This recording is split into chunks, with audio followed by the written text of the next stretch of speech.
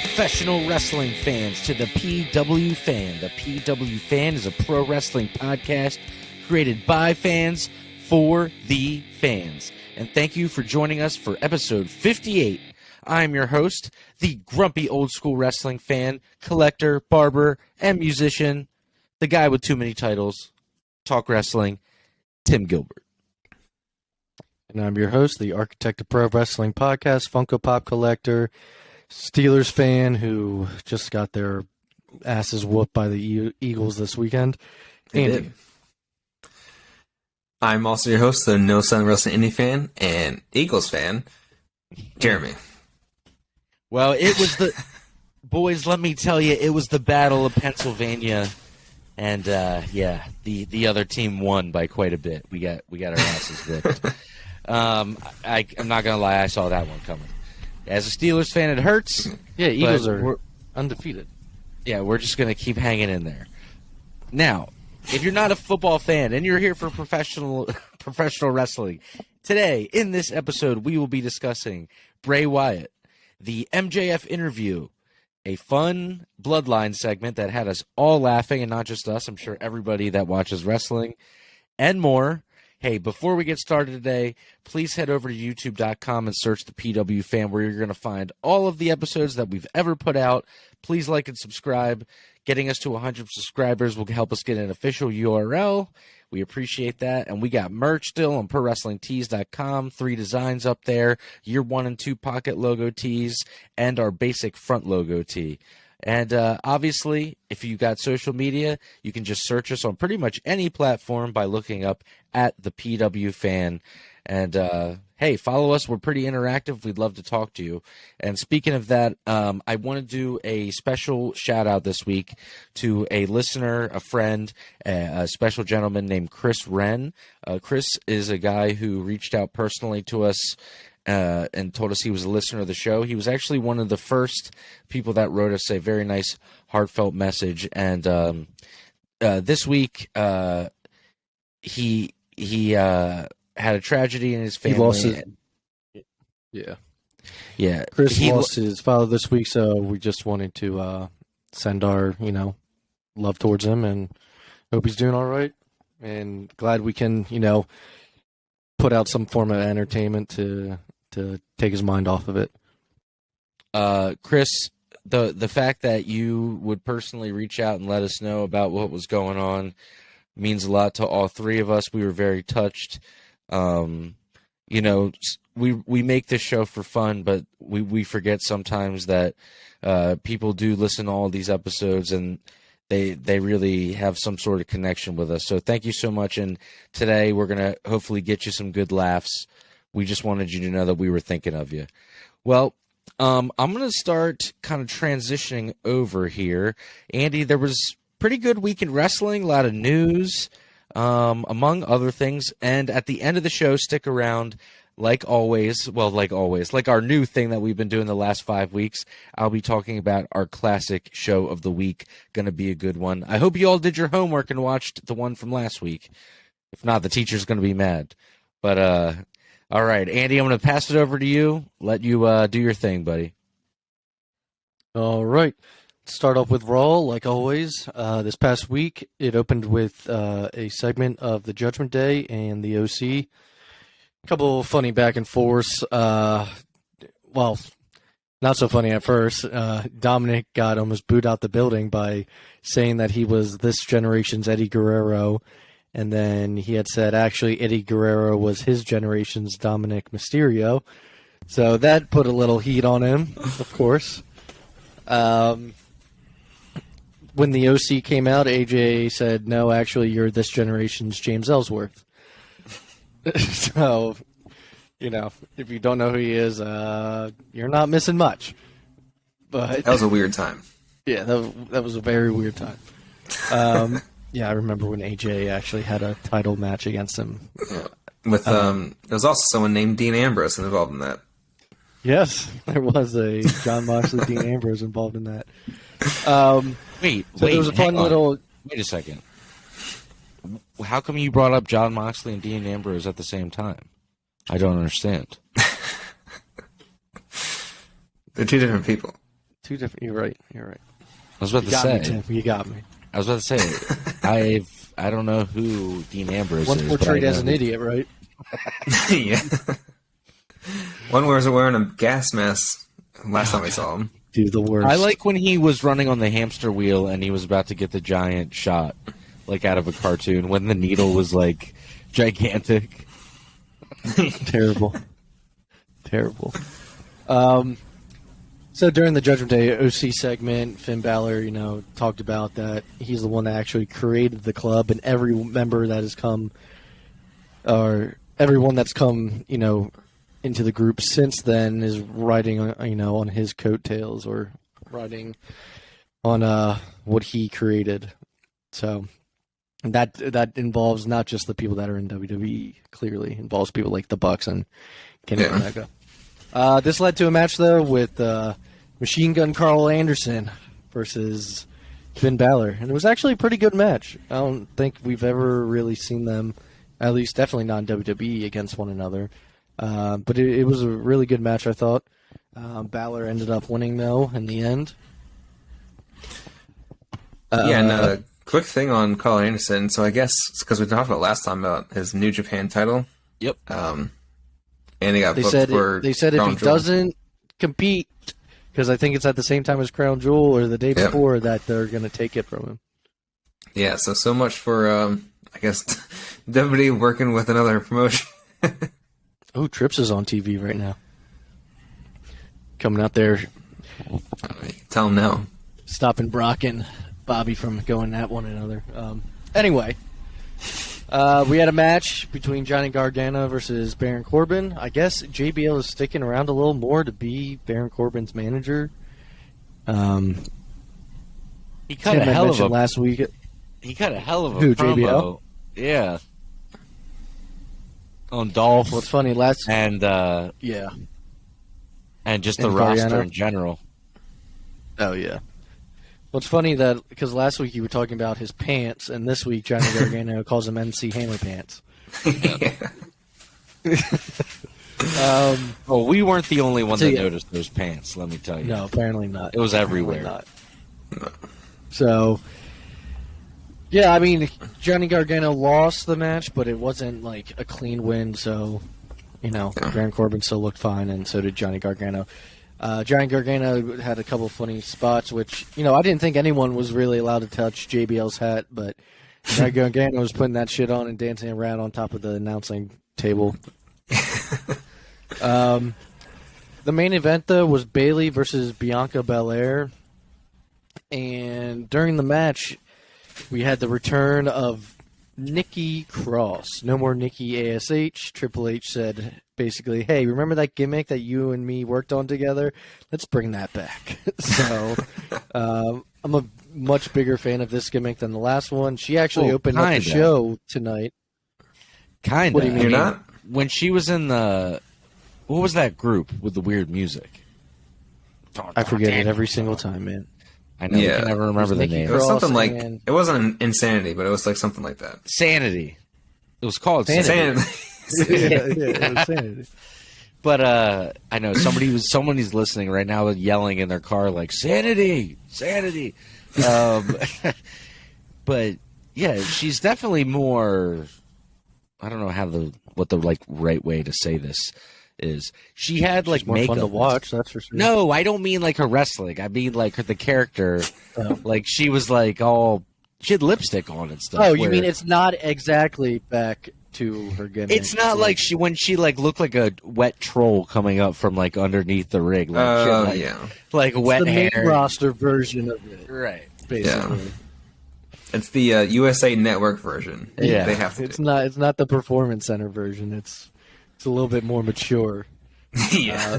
But yeah, she actually opened up this week's Raw, or tonight's Raw, with a match against Bianca Belair. She has like a new song, and yeah, we'll talk about it next week. But Yeah. so Nikki Cross is back. Triple H, just like everyone else, I guess, did not like the Nikki ASH. I mean, I never understood that. who Anyways. did? I don't even know if little kids did for me. Yeah. I know if I'd been with it, I would not have. That's pretty much all I have for Raw, though, this week. I want to mention one little thing on NXT. The group called Schism revealed their 4th member, and when she took off the mask, Schism is what they're called. SKISM. All right. It's with Joe Gacy, and the other 2 guys used to be known as GYV, Grizzled Young Vets, from NXT UK, who had come over. Oh. They got a name change at some point, and then they released their 4th member, which is a girl, and it is, I think her name is Ava Rain. It's the Rock's daughter. Oh, right, yeah. So the Rock's daughter has made her television debut. So yeah, I just thought it was kind of interesting. I saw that she had been on house shows and stuff beforehand, but it looks like her official television debut, she's going to be with this gimmick now. So let's see how she do. She did a little promo. Wasn't amazing, but also wasn't bad. It was just wasn't electrifying. No, not at all. It was very average, but it also fit the style of how that group does promos. Yeah, it's a little bit like preachy and stuff like that.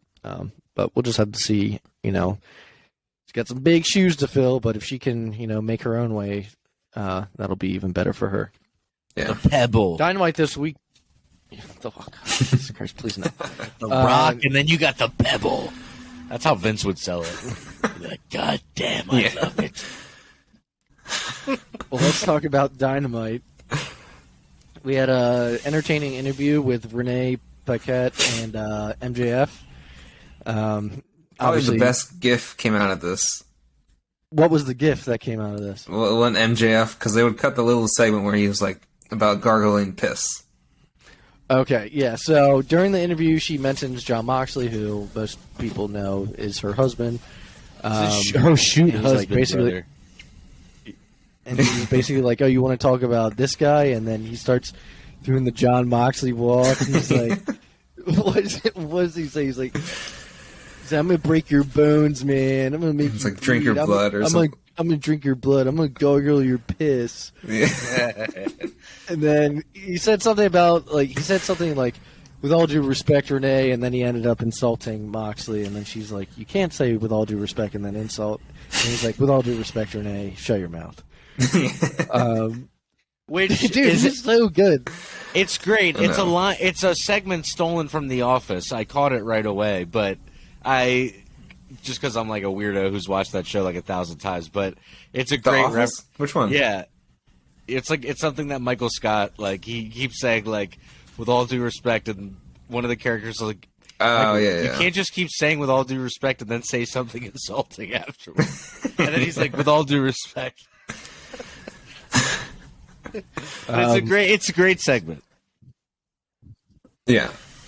But he ends up saying he's not going to use his ring at Full Gear, and I believe doesn't Stokely Hathaway come out? Yeah.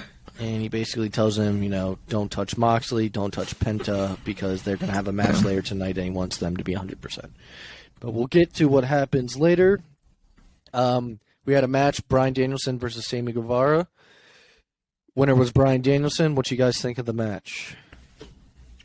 I'm kind of liking this new Bryan Danielson. I should say new, as in featured more. That's on my notes though. Is that it? Kind of. I mean, he's beefing with Wheeler Yuta. Is he gonna go heel and leave the group? He I think he got in his face and might have shoved him backstage. I don't remember. Yeah. Yeah, that was after or before the match, right? Because Yuta and Claudio started the show. Yeah. So, I think it might have been before the match, though. I'm not sure. Yeah, he was cutting a promo backstage, and then they walked in. But yeah, so I don't know. He seems to be getting a little aggressive, and we'll just have to see what happens. I mean, an aggressive Bryan Danielson is probably the best. So, he was a heel back in ROH, right? Yeah. His American Dragon character. Yeah, it's naturally just a heel because he just wants to beat people up. Yeah. So let's talk about this stuff that they're doing with Eddie Kingston. It's like a mix of reality with storylines and stuff. Yeah. So they're basically talking, have Eddie, try to control his anger and pretend put on, a fake smile and be the nice guy. I don't know if it. I mean, obviously they're playing into the altercations with him backstage and whatnot. What's your guys' opinion on this? I mean, to me, if there's one person who can actually do this, He's selling it well. Yeah, for AEW, like, he can really sell this. And because all of his promos are basically a mix of, like, reality and storyline. You don't know which one is which. Just like when he was doing the CM Punk promo, everyone was like, is that real? I think so. I know he definitely doesn't like Danielson. I mean, I think it is now. Yeah. Well, we'll get into it later because it is news. I was hoping that what we're seeing between Sammy and Eddie Kingston was what we were going to see down the road between CM Punk and Kenny Omega and the Young Bucks, with being a work shoot type thing where you take something that happened in real life and then you turn it and make money. Matt Hardy and Edge, Bret Hart, Shawn Michaels, blah, blah, blah. It's been done a million times. But the investigation has concluded, so we will get into that a little bit later. But as far as it was a promo. Yeah. You can get into it now while we're on Dynamite. Might as well. I might as well. So let me finish with Eddie first. No, I'm glad to see that these two guys could put some differences aside and make a cool storyline out of something, because obviously the real life drama always causes intrigue and makes you want to see, like, are these guys really going to work together? Like, are they going to lay it into each other? You know, like the curious kind of thing. I remember watching Matt Hardy versus Edge being like, obviously that's a different situation, a little bit more heated than just face palming somebody. But, you know, you just glued to the TV thinking like, oh, what are these guys thinking right now? But if we are going to just talk about the investigation now, so apparently there's still two different stories, but it seems that AEW and their team, for the most part, has sided with the Young Bucks and Kenny Omega. They were even shown a little like video thing on TV of them. So, I think the reports are just saying at this point that, it seems like, according to them, Punk was the aggressor, and that they're still talking about some sort of buyout of his contract with a no-compete clause being the big holdup right now. The only thing I wanted to add in there is there's a side story saying that Punk's camp still, and it's like such a weird thing to lie about. I don't know why if this isn't true, why they would say this. It's just like one of those things. And I think you all the Larry know. Thing. Yeah, he's still stating that the door was flung open, it hit the dog in the face, which probably would have set him off. It would have set me off. I mean, I'm a cat guy, but someone hurts my cat, like, we're going to blows, so, and he's already in a bad mood. I don't know. I don't know what to think about that story. What do you guys think about the story coming from Punk's camp that maybe there was, it feels silly that we're giving it this much time, but I mean, if somebody's animal or pet gets hurt and you think somebody did it, it's like Andy has a dog named Lily that he loves. Andy, if you're hanging out with Lily and some guy that you don't like already swings the door up and hits your dog in the face, you're going to be hot. You're going to be like pretty mad about it. I'm going to be blood red mad, man. Right. So, I don't think there's. Yeah, I'd heard that Punk also threw the first punch because he thought it was going to go down anyway. So he was like, "I'll just be the first to do it." I'm saying if someone hits my dog in the face with the door, I'm throwing the first punch. You know what I mean? If that's the case, it doesn't matter if it was going to happen or not. Yeah. Yeah. But it did sound like the door wasn't kicked open. Yeah. It was just open itself. Which is I don't know, it's weird to believe whatever it is, because it sounds like it didn't actually happen. I don't know, but it's a very either weird way. It's my thing is, if the thing with Larry didn't happen, it's a very bizarre thing to make up. It's weird. Yeah, they were saying that he got hit and his teeth got messed up and he had to go to the vet. And I don't know if it was, but then there's the next day, everyone's like, "Oh, it didn't happen." So why would you even say that? But the way it's going, I guess it was while we're on Dynamite. I guess I forgot to write it down. They showed a video that has to do with the Elite was showing all these photos and them disappearing from him, but clearly it's a tease for them to come back. Nothing on Punk, though he is injured, but it seems like Punk will, like we said last week, I think he will get bought out of his contract or something. Yeah, and then there's even... I was just going to... I don't know if this is where Jeremy was about to go with it, but there's even other layers of this where if he didn't want to get his contract bought out, apparently there's other reports all over the place. I can't even cite one specific one where Jericho and among others said that they're not willing to work with him even if he does come back. So the whole thing... Yeah, Jericho's not... Yeah, they voted him out.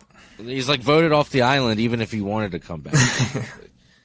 Yeah. I will say this. The only thing I was going to say... No, you go ahead. Sorry, last thing I was going to say... You go ahead, Jeremy. Is that... like, I don't know, it's kind of like a sad ending because Punk was like one of my favorite, like, ever, like when I was growing up too. And so it's like, you believe in like whatever he's saying before then because in WWE and he's like being held down. And then his return, which was like one of the best returns I think ever for a wrestling wrestler.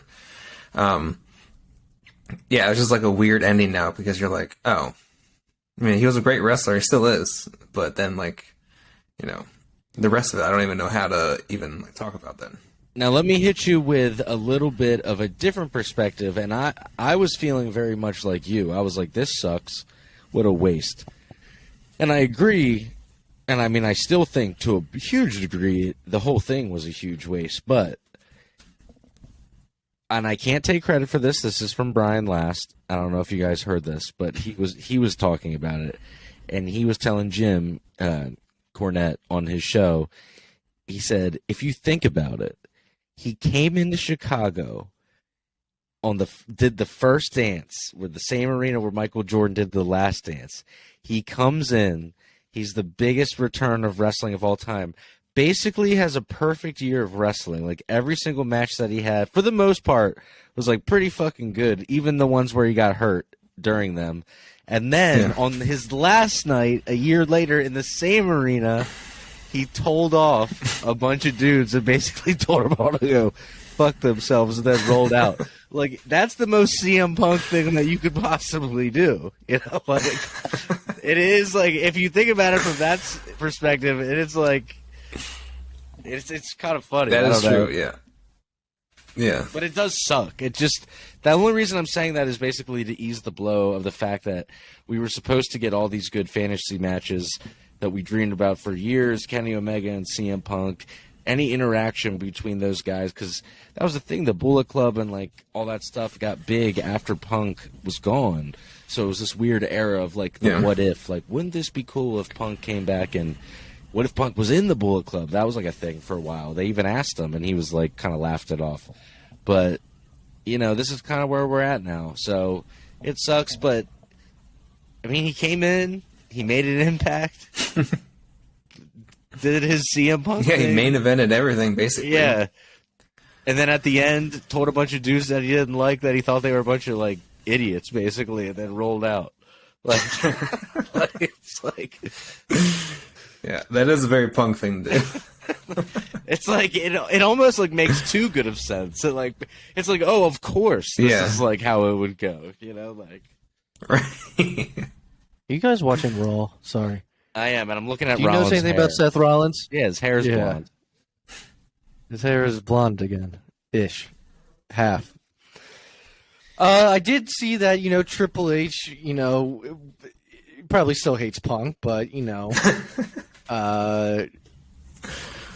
might not be as not open to bringing him back. But okay, but here's this is the last thing that we'll spend on this, and then I'll shut up and move on from it. If we're fantasy booking a WWE thing, why can't it be realistic? You got all these guys who come in, Goldberg and Lesnar, and even other guys that have come back that were way older. How come it's totally unfeasible that Triple H and Punk couldn't have a conversation? Because look, I love CM Punk, but I genuinely think if Punk isn't the top guy, then he's not going to be happy, right? Okay, so just hear me out. If I'm Triple H, and I know I'm like sounding like that NFL fans that's like, what you need to do right now, but like just hear me out. You call CM Punk and you say, look, you want to be the top guy like all the time. I can't do that for you. It's just not realistic. However, I can give you the Brock schedule where when you do come in for 2 months, You're an attraction. you are the top guy. You Yeah. know what I mean? Like, no matter, I just can't do that all the time like you would want. So, and also then he wouldn't get hurt all the time because, like, I feel like the schedule, his You get body. paid. I just don't think it's that unrealistic to say, like, we'll give you the Brock Telling you one thing, contract. he ain't going to Saudi Arabia. He ain't Well, going yeah. there, knowing his stuff, his views. I don't know, dude. We'll just have to wait and see, but it's not looking good if you're a CM Punk fan. Let's just say that. Let's move forward, though. All right, anyway. That's probably my last time doing that. Main event was Peace. John Moxley versus Penta for the AEW Championship. Winner was John Moxley. First off, what do you guys think of the match? I don't know if these two have ever faced one on one. Yeah, I don't remember if they did, but that was pretty good. I always like Penta and like the Lucha Bros style anyways, and John Moxley is one of my favorites too. So, he didn't bleed in this match, did he? I can't remember. I don't think he did. So I'm like, it all blends together for me whenever he does. I mean, he usually does. But afterwards, though, the firm attacked. After MJF had specifically told them not to, MJF comes out and tells them to, stop beating on Moxley. He fires them. He fires them, and the firm turns on MJF and attacks him. W. Morrissey powerbombs MJF through a table. So that firm with MJF was very short-lived. I guess they'll still be a group on glad. their own, just without MJF. So. And they see like AEW might want him to be a face, and MJF doesn't want to be a face.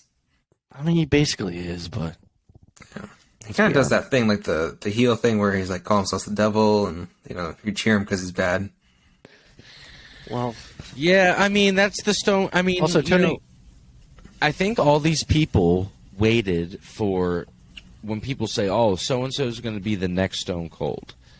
It's usually a guy in jeans and has an attitude, right? Like, people will be like, oh, Dean Ambrose is the next, what Stone Cold, or like John Moxley, or, whoever else walked with it. I think, though, it's not the look.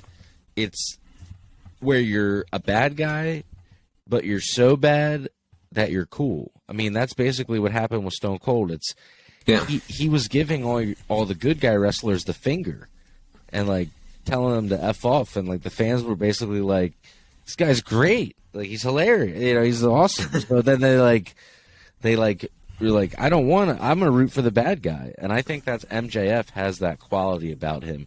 He's nothing, he doesn't talk like Stone Cold, he doesn't look like Stone Cold, any of that stuff. What I'm saying is it's where you get so good at what you're doing where people can't help but now they like you. It's like you can't make them hate you. And nothing MJF could say, except for some like Kanye West level stuff, could probably like make what I mean, like make anybody dislike him. Yeah. And he wouldn't say any of that. No, it's I almost don't like think. when I don't think he would say that for obvious reasons. Yeah. it's almost like remember when Seth Rollins was the architect and he was a bad guy and people hated him, and then he got hurt. But when he came back, I mean, people were missing him because they knew how good that character was. Yeah. When Triple And H, also it's like the wrestling style and everything. when Triple H tore his quad in 2001, he was a heel. He was tag team partners. He was tag team partners with Stone Cold, and they were doing the two-man power trip. And they were super heels. They were just like crushing everybody. He tears his quad. He comes back. He's a huge babyface. It's because people, they still love you, even if you're a bad guy, quote unquote. Yeah. I mean, it's always also like on the opposite end. Like, I've never really liked John Cena, but when he's come back to like fight Roman or something, I'm like, yeah, let's go. Yeah, because you still miss him. I like to see Cena on TV. Yeah. Even though like I hate him, And then 2 months later, like, all right, you can go away. I'm like, all right, yeah, you did your time. Let's go on to SmackDown, though, and talk about this Bloodline segment. So the show opened up with the Brawling Brutes versus Sami Zayn and Solo Sikoa. Brawling Brutes ended up winning the match, and there's an argument basically between Sami and Jey Uso, which this has kind of been going on for a long time. An argument, my dogs. And yeet. And during the arguing, you hear Roman's music play, and Roman comes out and, basically tells them to set things straight with one another. And Jey Uso basically ends up saying, he doesn't care what Roman says. And Sami Zayn says, Roman Jey hasn't been himself lately. He doesn't mean that. He just hasn't been very Ucey. And I don't know if they knew he was going to say this because he kept a straight face. Jimmy Uso in the back starts laughing. They're trying to keep it together. Jey Uso starts trying to keep it together. Roman's trying to keep it together. People are hiding their faces. Roman eventually, gains his composure, and he's like, "Is this true, Jey? Are you just not feeling Ucey?" And again, everyone starts, trying to keep their composure and everything. Jey even tries to turn away. The audience notices right away, and they start cheering because it's so funny and it makes it fun. Speaking of, Roman just showed up to Raw this week, which is rare. It's like when you watch Saturday Night Live. Like the skits are funny and good, right? But every now and then, character, it's great. But when they start the great character every now and then, it makes that shit so funny. It makes it even funnier. Yeah. And the best thing is you can tell they're having a great time too. They're laughing, genuinely laughing at this. Dude, Sami Zayn's great. He's keeping his composure, and this isn't the first time he's made them break character. He said the "my dogs." Oh, yeah. That's why I said that. The "my dogs" is the first time he said it, and he was. I just saw a video posted it today on our Instagram. It was him dancing at a house show, and he's going hard to the. And then he looks at the ramp and he goes, "That's right, my dogs. That's right."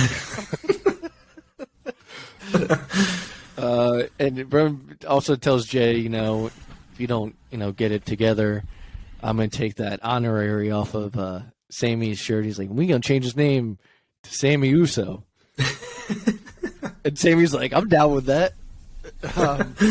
So I was reading that this was only supposed to be a couple weeks, and it became so over, they're going with it. Kevin Owens was supposed to have a push and be with Sami Zayn, I guess at some point, maybe against the Usos or something. But that Kevin Owens push has been put on pause because this is such a. I mean, they can still do that though later. Yeah. It's just it's kind of like the RK Bro thing that wasn't supposed to go long, and it ended up going. Roman wasn't supposed to be champion this long. It wasn't the original plan, but his tribal chief, head of the table character, just became so big. All right, now let me hit you with some knowledge here. I'm going to throw you back in the old days. Now, what you do is Triple H is what he's doing is he's pivoting, and Vince would do this too. Pivot. You take something, pivot. Dude, watch Friends, bro. It's so funny, bro. There's this one episode, bro, where they say pivot. Dude, I swear you'll love it, bro. It's a great meme. I saw it. It was. But so Triple H is calling an audible. He sees something's working and he's going with it because that's what the fans want, and he can tell. Now, there's things in the past that I don't know why this is the first one that's coming to mind because there's definitely other examples. But when Brian Pillman and Stone Cold Steve Austin, at that time he was stunning Steve Austin, they were a tag team in WCW called the Hollywood Blondes, and they were just thrown together. They weren't supposed to be a thing, and then they started getting really over. Well, they weren't meant to get over, and then next thing you know, the creative just split them up, and then they were super mad, hey, what the hell? You put us together. Well, Brian wasn't supposed to get over, right? And so I think the best promoters, bookers, the creative, whatever name they want to go by, I think they're the ones that can call stuff on the fly. And just because the storyline. Well, we're doing this next, so it just is what it is. Like sometimes they just like let it be what it is. People like it. It's fun. I enjoy that type of stuff. Like right now, the show's really fun. Raw and SmackDown have been pretty good, man. It's like weird to say. Yeah. I was gonna say I can't remember like in recent years when you're like I actually enjoy watching the like even when AEW started, you're like I'll watch the highlights for WWE and I'll just watch like. Well, I almost became like at one point, I was always a WWE. But then I would, order the TNA Wrestling weekly pay-per-views or their pay-per-views, or I would get on YouTube but WWE would be my main accessible wrestling source. Besides, I'm a big DVD collector, so I watch a bunch of old stuff. But then at one point, I guess right before the pandemic, during the pandemic, it became I really just watched AEW, and then I would just catch the highlights of WWE. I would kind of do the flip. Well, you know what? I do got to say, when we were kids, I would definitely say that when we were really little, we were more WCW kids. But that's the only other time I would say that WWE was a second to something. But yeah, now I'm slowly coming back around where I'm like, man, I'm watching more WWE and looking forward more to that wrestling show. Right now, I prefer WWE over AEW. That's just me. Week to week for television shows, I prefer WWE. I still think I like AEW's pay-per-views better because I'm not saying these guys don't. I just think they just literally put their life on the line in AEW, so it's hard not to appreciate how crazy what they're doing. Yeah, it's funny because in this past year, especially since we started doing this, I've watched so much more indie wrestling, and so I'm watching YouTube clips of Defy Wrestling or whatever, the other promotions. And so it's just a different, I like the WWE style for what it is, and then, but I also AEW and then also the indies, which is just so to me, it's I can watch wrestling every day of the week and just have a different show to watch. Well, there's so much, and that's the thing, there's so much different types of wrestling, and I don't think that's what people understand. Even down to the stuff that I can't stand, the deathmatch stuff. If you're into that, it's out there for you. There's a kind of wrestling for everyone. And I did just want to say quickly before we move on to the rest of the show, while it's on my brain, because Jeremy brought up indie wrestling. Hey, congratulations to our friend and, our brethren, our buddy of the show, Bro Keller. He is going to be in a tag match, and he's going up against Eddie Kingston on Dark. So I would really love to... Ortiz. Yeah. And Ortiz. Yeah. So he has even told me in person that he wants to come back on. So I would love to have him back on maybe in a few months, and we can ask him. We can talk about his WWE experience and AEW experience. Well, I think it would be, people seem to like Bro, and we love Bro. I think it would be fun to do one of those things where he comes on, once every, once a year, once every 6 months, and we kind of catch up and be like, dude, what's going on with your career? Where have you traveled to? Who have you worked with? Because I'm really rooting for him. I would love to see him get a contract, and I'll be so happy for him. And just to know that, we got to talk to him and ask him questions. He was a cool guy. Yeah. Oh, yeah. Well, let's move forward a little bit. Yes, sir. Well, while you were talking and stuff, me and Jeremy noticed that on the TV, Bray Wyatt's going to be doing something at Crown Jewel. We don't know what it is. It just said Bray Wyatt's going to be there, so that's something new that they've added. So on SmackDown, Liv Morgan ended up blindsiding Sonya Deville backstage. It's just going more into her kind of crazy character that she's turning into. It's almost like Nikki Cross-ish, like old Nikki. I don't know what it is. Nikki. It's almost like a Joker. Yeah. So. Hopefully she doesn't go like Sting Joker. But oh no. That was not good. Ronda Rousey issued an open challenge this week, and we had the return of Emma, who was released in 2017 and has been in ROH. I think she's done some stuff with Impact. She's been everywhere as Tennille Dashwood, right? Yeah, that's her real name, I think. But it looks like she's back. She used to be in NXT. I'm sure Triple H, one of Triple H's girls, and reached out to her at some point to come back. Had a solid match with Ronda Rousey, but, Ronda was the champ, so she ended up going over. Shortly after, we had Shayna Baszler congratulating Ronda backstage, and Natalya comes up to Ronda and says that the only reason why she's still champ is because Natalya isn't the one that answered the open challenge. Shayna Baszler ends up choking out Natalya from behind, so it looks like we'll get a little Ronda Baszler, duo moving forward. Pretty cool. Which is, it's cool. I kind of would like them. I mean, I would love one day if Ronda keeps the title for a they while face each other and drops it to her friend Shayna. But yeah, that'd be cool. I loved Shayna's still my favorite women's champion in NXT NXT champion. Yeah. And then the main segment of SmackDown was Bray Wyatt. Bray Wyatt's coming out there. I do like his entrance now, like his music and everything. Yeah. I like it now. It's growing on you. Yeah. But he comes out there, and I guess the segment they said he was going to address his inner demons or something like that. Yeah. And he's cutting a promo. Bray Wyatt's kind of cryptic all the time, so it's hard to remember exactly what he said. Yeah, what he said. I can't ever tell though with this character if he's addressing us or one of his personalities or whatever it is. He does say a lot now, get used to this is me. Yeah. Instead of he does he even said I'm not hiding behind a mask or anything. Yeah. Well, speaking of masks, his segment was interrupted, and we see Uncle Howdy, who we see is a person wearing a mask. Yeah. Now, there's speculation that Uncle under the mask is Bo Dallas. I saw the cross it earring. looked like Bray Wyatt. It's the cross earring. That's why people are thinking it's Bo Dallas. But Bo Dallas also looks like Bray Wyatt. This is true too. So that's why people are speculating. I mean, dude, it'd be cool to have Bo Dallas was really over in NXT, and it'd be cool. You know who loved Bo Dallas?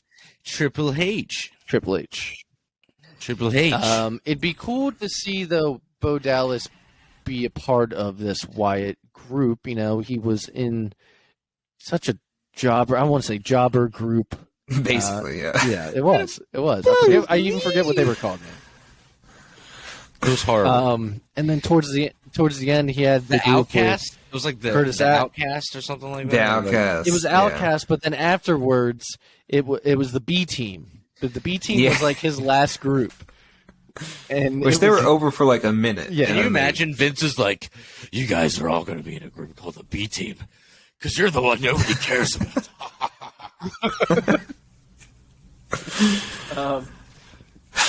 So, I mean, I think it would, if you're going to have different people in your group, actual different wrestlers, why wouldn't you bring back Bo Dallas? Now get out. Yeah. I mean, it fits for this.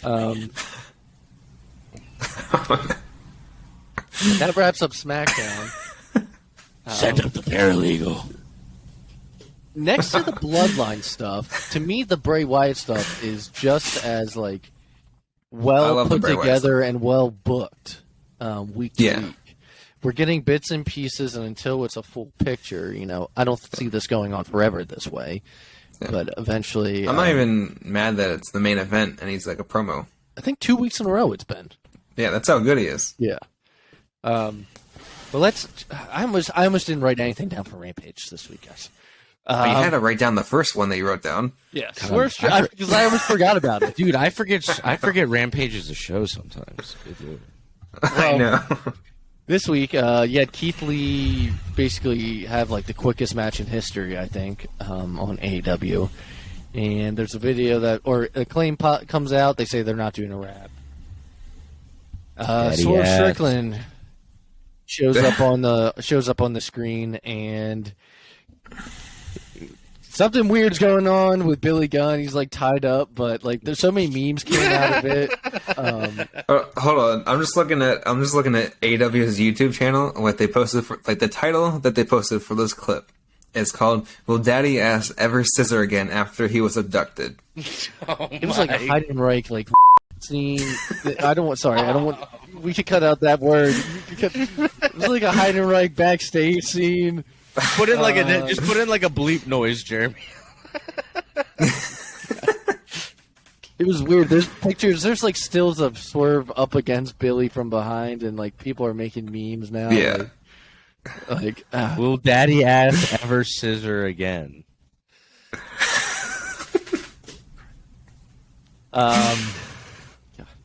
But yeah, I don't know. That was it for Rampage. I mean, I think the whole. It seems like though, like basically Swerve is doing tactics Keith Lee doesn't agree with, and they'll probably split soon. Yeah. It'll probably happen after they lose to the Acclaim, I would think.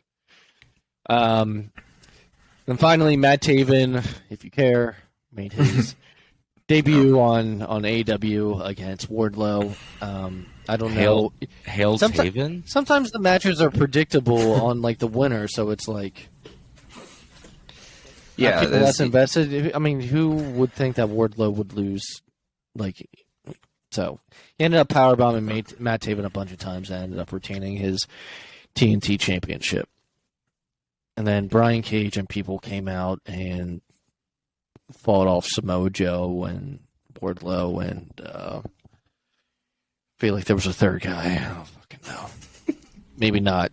But they held up the titles. Like Brian Cage is going to go after Samoa Joe, and then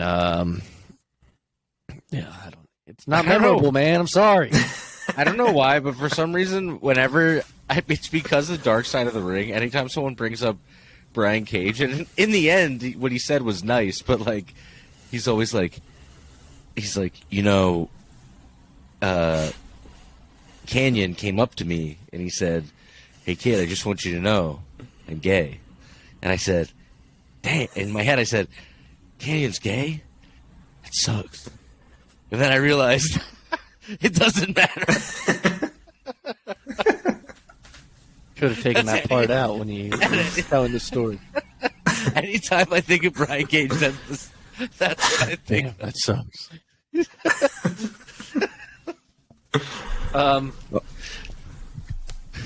Well, that wrapped up Rampage, but I wanted to end this week's shows with Crown Jewel predictions. I wanted to hear from you guys what you think. So me and Jeremy, before Tim got on here, we're looking at the matches, and it doesn't feel like a regular Crown Jewel pay-per-view. It actually feels like kind of a solid WWE pretty good. Like, for all I know, this could almost be like a SummerSlam or something like that in a way. Like, It could be, yeah.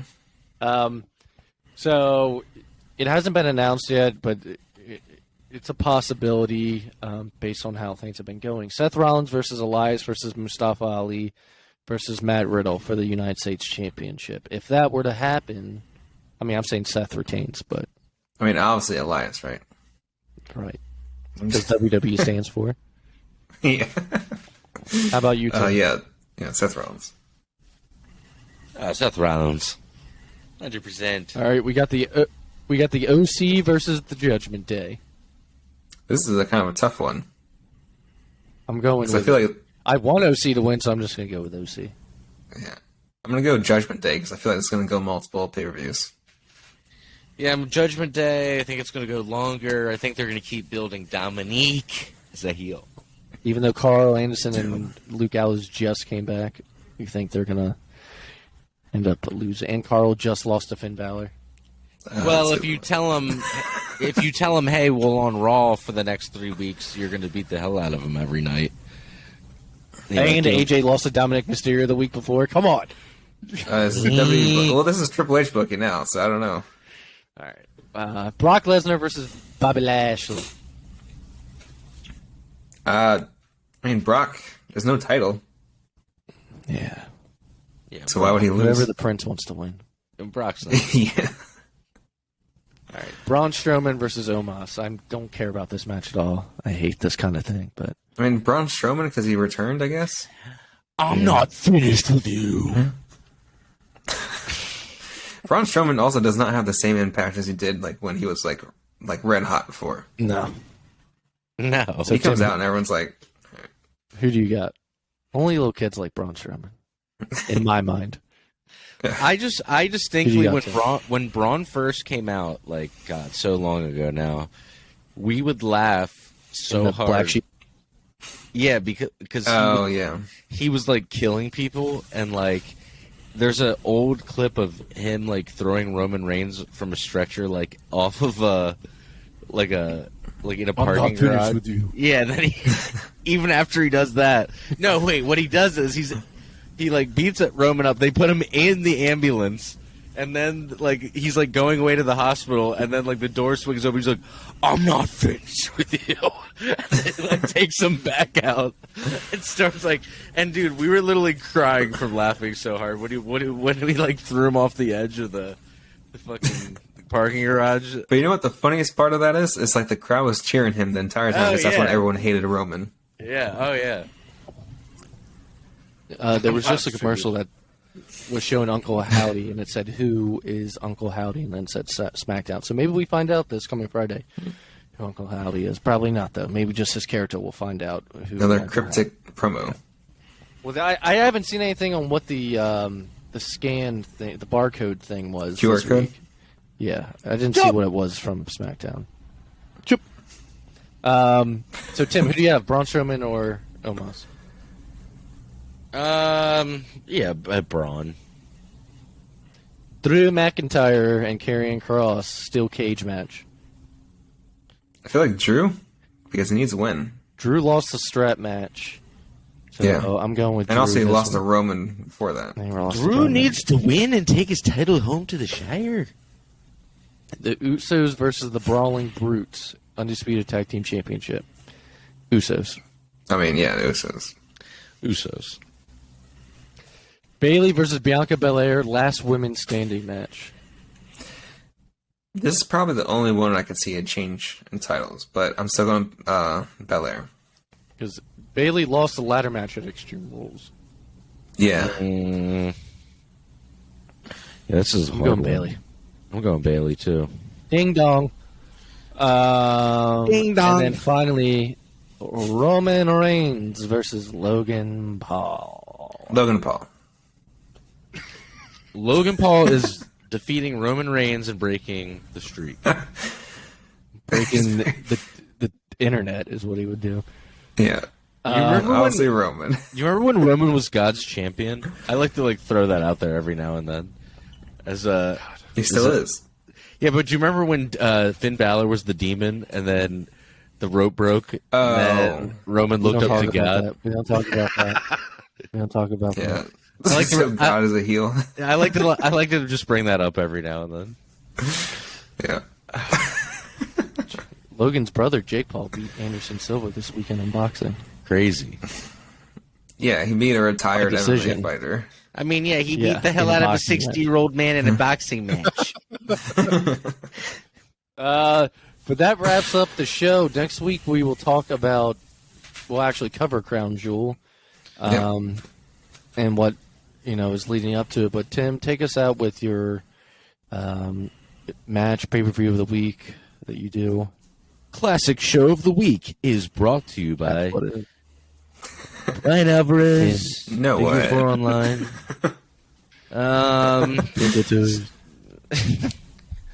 Hi, this is Dave Meltzer here. Let